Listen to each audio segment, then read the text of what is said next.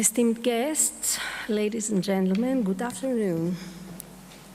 Allow me to congratulate Achilleas Chaltas for his outstanding initiative to delve into cultural and meaningful matters that are the epicenter of public discussion all over the world. Dear all, so far, we have lived through the age of hyper-globalism, a time when low-cost flights and open borders were the norm. Nowadays, it seems that this era is gradually ending. We are witnessing the steady shift towards the deglobalization. Its effects on tourism are expected to be profound, challenging, and creating a more fragmented, yet potentially more meaningful industry. The new reality is being shaped by geopolitical tension, protectionism, and a focus on domestic security. For tourism, which I represent tonight, this transition presents both challenges and new opportunities. Our world is now experiencing emerging geopolitical tensions and trade conflicts, tightening visa restrictions as a new barriers to long-haul international travel. When global relations are tight and cold, international travel becomes more expensive and complicated. As a result, we are seeing a shift to regionalism. Travelers are prioritizing short-haul trips and exploring their own or neighboring countries. This makes destinations more reliant on visitors from geopolitically aligned or neighboring countries. Traveler safety is the main concern. The memory of the global health crisis urges travelers towards trusted, predictable destinations, often within their own region or a recognized safe travel zone. Moreover, the economic distress emerging gradually is a serious factor. At the same time, though, it is an impediment for those who wish to travel and emerge in new destinations and be enriched by authentic experiences. The localization of supply chains, trade barriers, and airspace restrictions, such as rerouting flights due to conflict, directly contribute to higher operating costs for airlines and hotels. This reaction generates higher costs in respect to the cycle of journey and specifically into more expensive ticket and package prices. Despite the restrictions, the traveler's mentality, though, and behavior is also changing. They are tired of package experience and are actively seeking authenticity and deeper cultural engagement. Maybe some of them, they wish their travel spend to support local communities, not global chains. Awareness of travel's negative impact on fragile destinations is driving the rise of slow tourism and the demand for responsible experiences.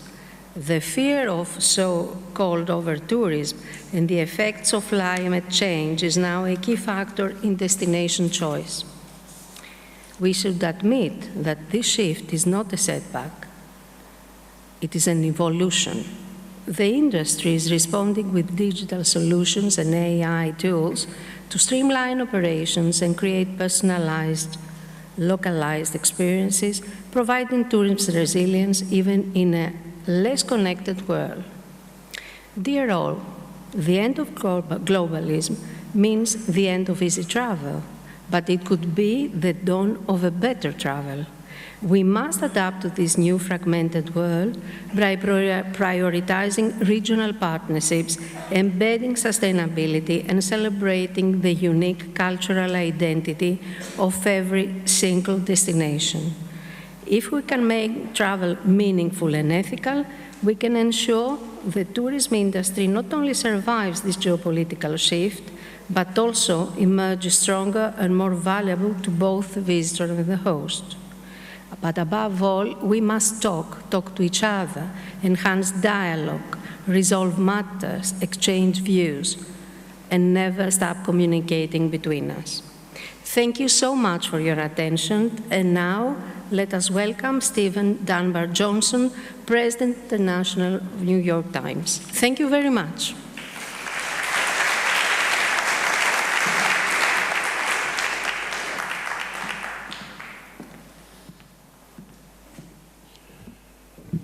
Good evening. Minister Excellencies, aspiring ministers and prime ministers, ladies and gentlemen, it is such a sincere pleasure and honor to stand here at this event in this very special place, the birth of democracy. The Athens Democracy Forum was conceived and founded by the New York Times 12 years ago. Now, under the custodianship of the Democracy and Culture Foundation, still in association with the Times, and with the faithful support of the City of Athens and of the Kofi Annan Foundation, it grows from strength to strength. I would like to congratulate Achilles and his team for how they have nurtured and developed the forum into what it is today. Of course, this gathering and all of Achilles and his team's work would not be possible without the support of the forum sponsors.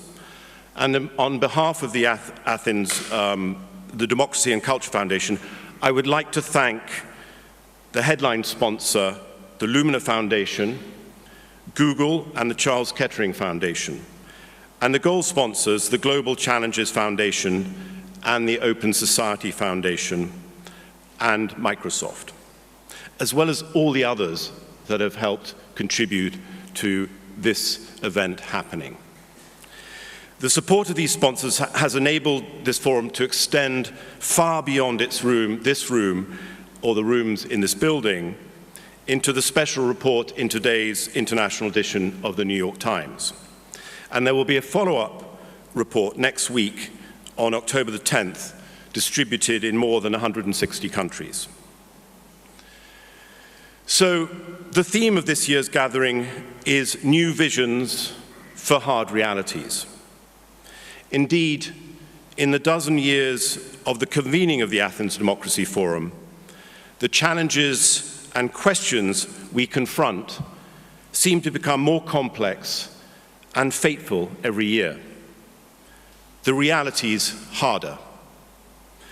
I don't believe that when we first gathered in this glorious city, that we could have imagined a world in which a war is raging, uncontrolled, for the third year now in Europe. For those of us who have been fortunate enough to be born in the West in the post-war and post-Cold War era, what once seemed solid has become fluid. What we perhaps took for granted is now in question. Is the period of peace, stability, and prosperity of the past 75 years that we've all enjoyed in the West a mere blip in history? This may seem melodramatic, but in a world in which the world's premier democracy is bitterly divided and consumed by the politics of vengeance and grievance, and where those traits seem to be metastasizing across many other democracies, I think it's a legitimate question.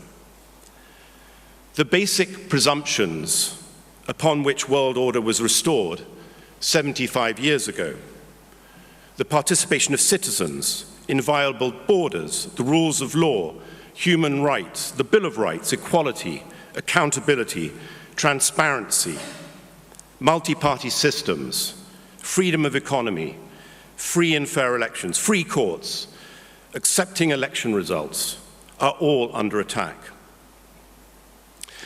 In the limited time I have left here before Achilles ejects me from the stage, permit me, as a representative of the media, of a media organization, to touch on one of the core tenets interwoven into what holds these together: accountability and the role of a free and independent media.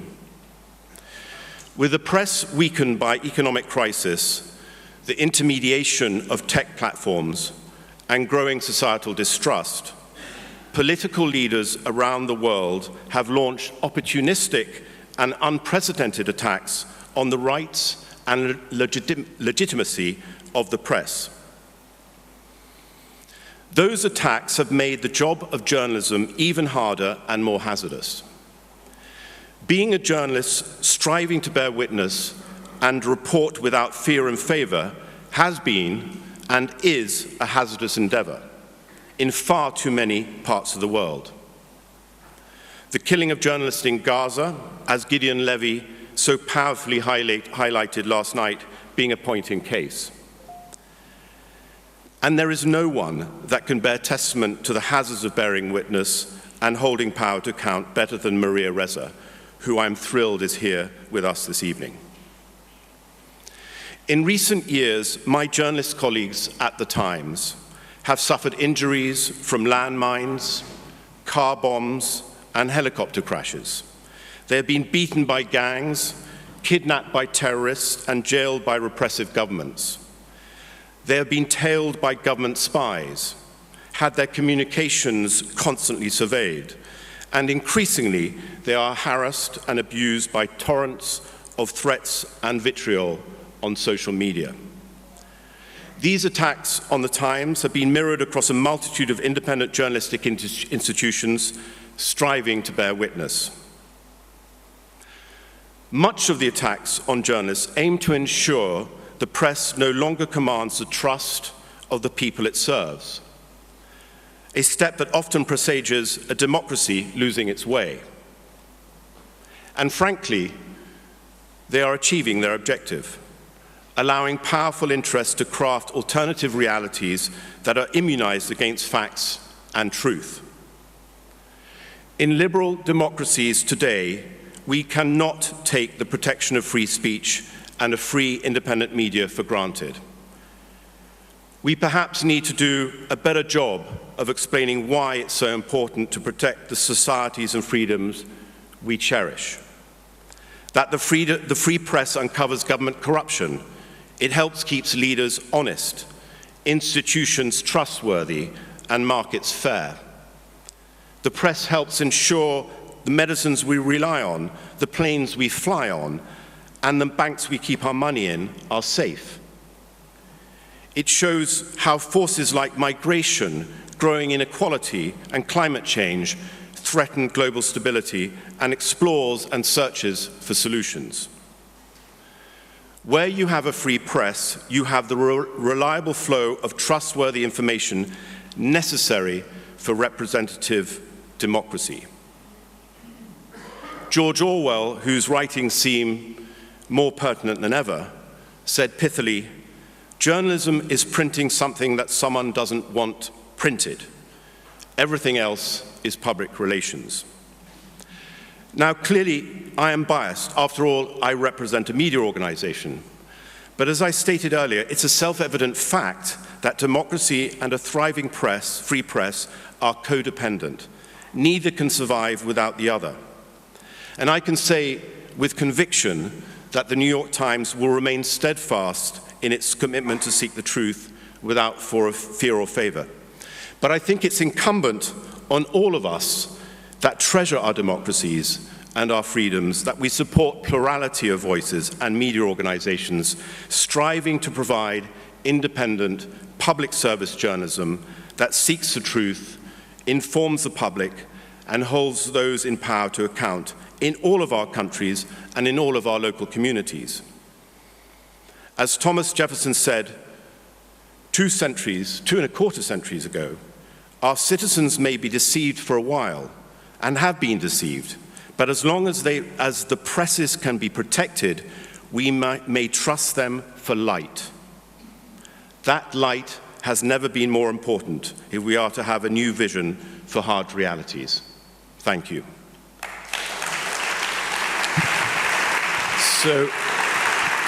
Thank you. It's now my great pleasure to welcome my colleague Liz Alderman and her glittering array of panelists to tackle the subject of rethinking change.